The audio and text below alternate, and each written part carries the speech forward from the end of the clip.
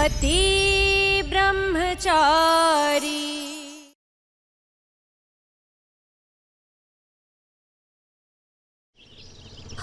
अब सबको लगता होगा कि मैं अनिल जी के साथ खुश नहीं रहूंगी, लेकिन यहाँ मैं अपनी ही माँ की नजरों में गिरती जा रही हूँ। शर्म महसूस होती है इन्हें कि मेरा पति जेल में था।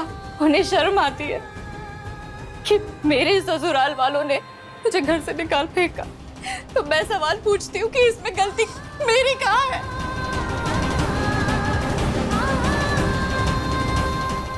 बार बार जो झूठ सच कहा जाता है ना, वो सच ही हो जाता है और एक ना एक दिन आप सब पर उसका असर दिखाई पड़ेगा। और जो आप सब लोगों का प्यार है ना मेरे लिए, वो भी बदल जाएगा। तब मैं कहाँ जाऊंगी? इसीलिए मैं दिन रात चुपचाप यही प्रार्थना करती थी भगवान से कि अनिल जी वापस आ जाए और मुझे अपने घर ले जाए। नहीं अदिति दी, भाई होने के नाते मेरा पूरा हक है कि मैं आपको रोकूं, इसलिए आप यहां से कहीं नहीं जाएंगे। नहीं अदिति, तू नहीं जाएगी। नहीं चाचा जी, शादी के बाद बेटी पराई हो जाती है और पराये लोगों पे हक नहीं जताए जाते। मैंने फैसला कर लिया है, मैं अनिल जी के साथ जा रही हूँ।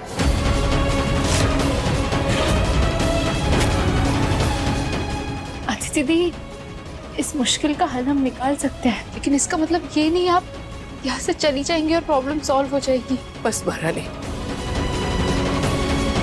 जाने दो इसे इसके घर। मैं बस चाहती हूँ मेरे सारे बच्चों का घर बसा रहे, इसीलिए मैं अनिल बाबू को एक मौका और देना चाहती हूँ, उन पे भरोसा करना चाहती हूँ। वो खुद अदिति को लेने आए हैं ना, उन्होंने जो गलत किया उसकी सजा भुगत चुके हैं वो। और महारानी, अगर तेरे भाई को हम दोबारा मौका दे सकते हैं तो अनिल बाबू को क्यों नहीं? अगर तेरा भाई बदल सकता है तो अनिल बाबू क्यों नहीं?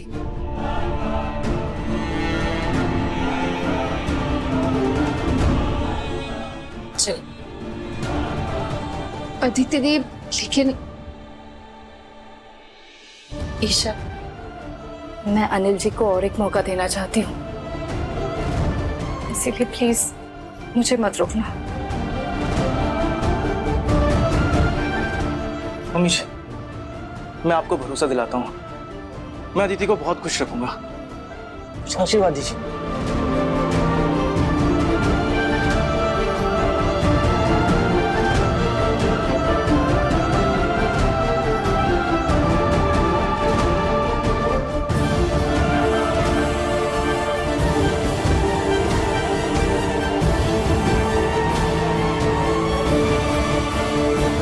क्यों क्यों भाभी, क्यों? आपने क्यों जाने दिया अदिति को उसके साथ? तिबर जी, कभी कभी इंसान गलत नहीं होता है, उसके आसपास के हालात गलत होते हैं। मेरी बेटी उन्हीं हालातों का शिकार हो रही थी, मैं नहीं देख सकती।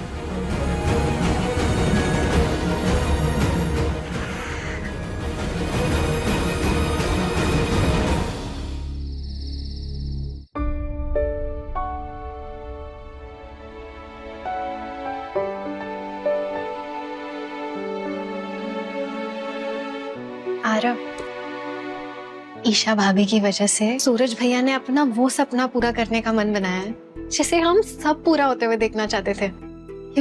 ईशा भाभी सूरज भैया के लिए बेस्ट है। उन्होंने वो कर दिखाया जो हम में से कोई भी सूरज भैया से नहीं करवा पाया।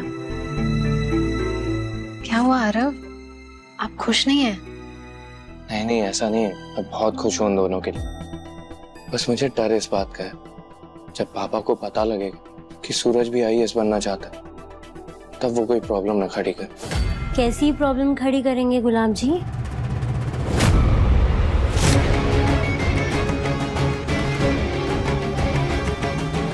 आरव, काव्या, क्या बात है? वो हम ईशा की बात कर रहे थे, किस तरह पापा ने हॉस्पिटल जाने से मना कर दिया, फिर भी सूरज ने उसकी जान बचाई। बस उसी बारे में, है ना?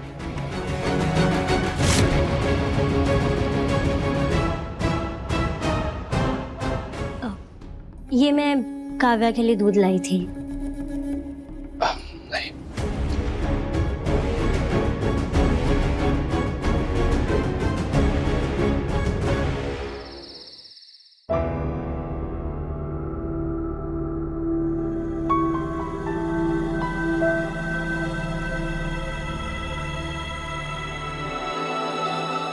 क्या हुआ ईशा जी, ऐसे गुमसुम क्यों खड़ी हैं? वो सूरज, अदिति दी की टेंशन हो रही थी कि वो ठीक तो होंगी ना, क्या कर रही होंगी। अदिति दी के घर से ही आ रहा हूँ, उनसे मिलके। अदिति दी बिल्कुल ठीक है, एकदम अच्छे से है। और वैसे भी उनके भाई के होते हुए भला उन्हें कुछ हो सकता है? अनिल जीजू पर बराबर नजर है मेरी, चिंता मत कीजिए आप।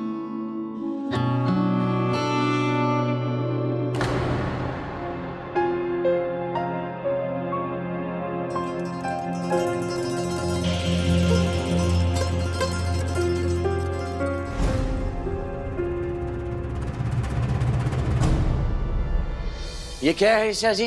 हाँ? ये वाली दवाई आपने क्यों नहीं खाई? सूरज, ये दवाई सचमुच में बहुत ज्यादा कड़वी है।